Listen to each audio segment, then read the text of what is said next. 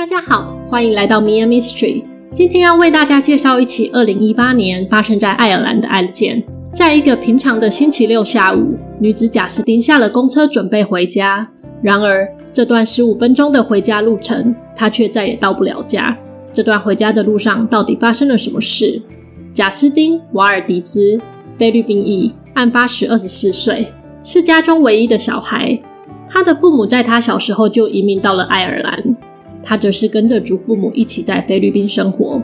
贾斯汀的父母在爱尔兰努力工作，梦想着在爱尔兰打造一个好的生活环境，并把贾斯汀接到爱尔兰一起生活。经过了20多年的努力，这个梦想终于在2015年实现了。这年贾斯汀搬到了爱尔兰和父母同住，他们住在首都都柏林南方的小镇恩尼斯凯里。这是一个人口只有不到2000人的小镇。贾斯汀非常的正向积极，他在塔拉理工学院念大学，同时在附近小镇布里的一间咖啡店打工，尽可能的自给自足。2018年的5月19日，在一个普通的星期六下午，贾斯汀去完健身房准备回家，并传讯息跟妈妈报备。他搭上了5点40分的公车，并在6点10分有许多人看见他下车。在6点15分，警方接到了一通报案电话，一位名叫苏珊的女人说她在恩尼斯凯里的一条路上，有一辆黑色的吉普车就直接停在了路中，没有打任何的指示灯。有一位男子和一位亚洲年轻女子在拉扯，男子把女子塞进后座，那名女子不停地尖叫。他觉得事情很不对劲，因此停车打电话报警。晚上7点20分，警方接到另一通报警电话，一位男子说他在6点20分左右开在一辆黑色的吉普车后面，车内后座有一个亚洲女子拍打着窗户。他觉得那位女子可能只是个小孩，因此不确定她是在请求帮助还是在打招呼。他觉得有点奇怪，回到家和妻子提起这件事后，还是决定打电话报警。警方一开始并没有太重视这2起报案，直到当晚贾斯汀的妈妈因为迟迟等不到女儿的归来，打电话报警后，警方才开始行动。晚上11点，警方抵达贾斯汀的家调查，并在隔天一早开始搜索行动。隔天一早6点半，警方来到报案女子看到贾斯汀被塞入车中的地方，并开始对附近区域进行搜索。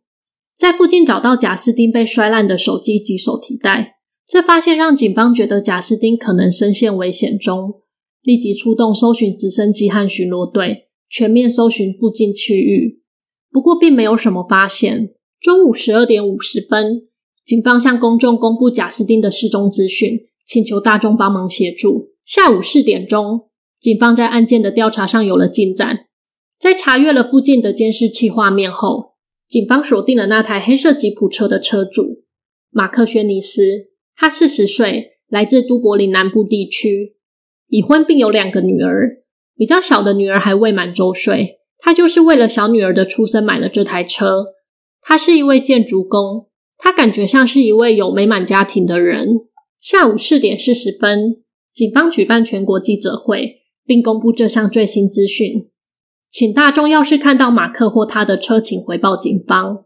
警方也到这辆车登记的地址查访。马克的家就住在贾斯汀打工咖啡店的小镇布里。警察会谈了马克的太太妮可。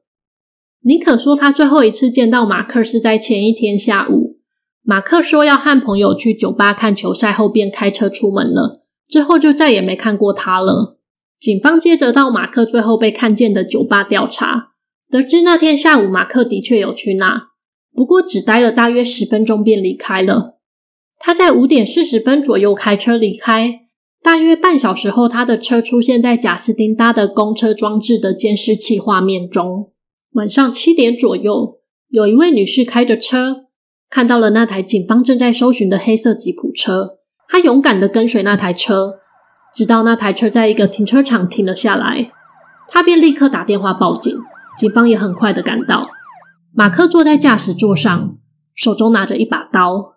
警方不断地要马克放下刀并下车，马克却开始自残。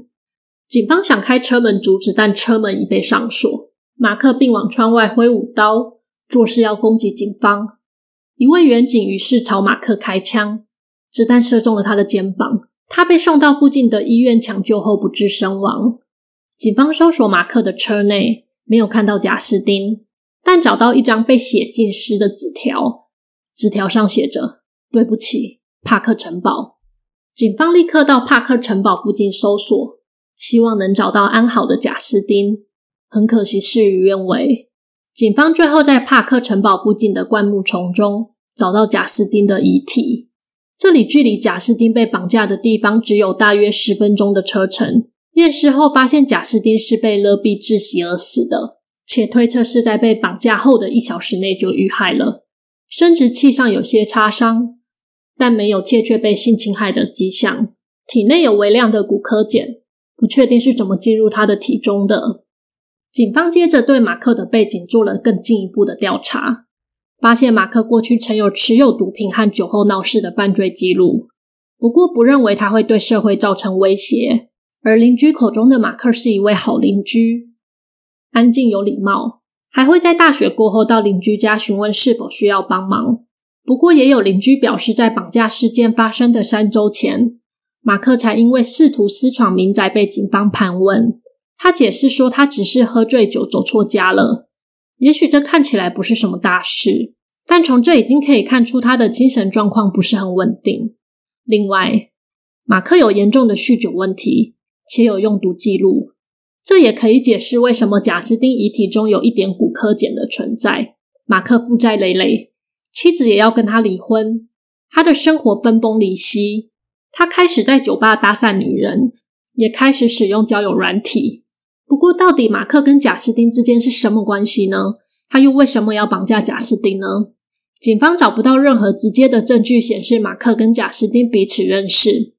有人猜测，或许马克曾经在交友软体上联系过贾斯汀，又或者常在同条路上看到贾斯汀下公车走在路上。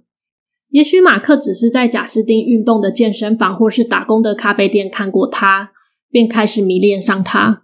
不过这些都没被证实，由于马克已经死了，人们永远也不会知道他的犯案动机了。贾斯汀遇害的消息让他的父母伤痛欲绝，他们盼了20几年，终于得以一家人在爱尔兰一起生活。现在女儿却遭遇不测，他们将永远无法从失去女儿的伤痛中走出来。在爱尔兰的菲律宾社群为贾斯汀的父母成立了一个募资活动，来为贾斯汀的后事做安排。爱尔兰的人们都为这位无辜女孩的遇害感到不舍，许多人出席了她的守夜仪式。最后贾斯汀的遗体被带回菲律宾，安葬在他的故乡。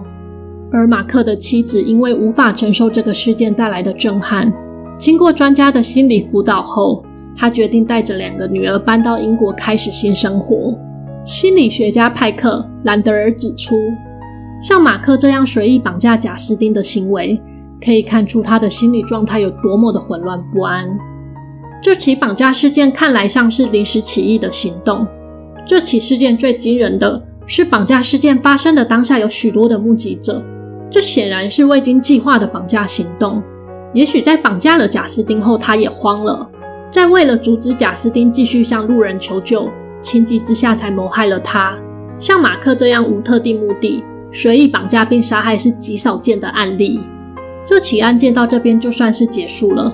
另外我想探讨的是，在贾斯汀被绑架的当下，其实有许多的目击者，他一路上向路人求救，除了2个人打电话报警，整个求救过程都没有人伸出援手。这是为什么呢？博士席亚拉·凯利在访谈节目中提到，关于家暴的报案在爱尔兰是如何的不受重视。贾斯汀在光天化日、众目睽睽之下被马克攻击，然后被强推进车内。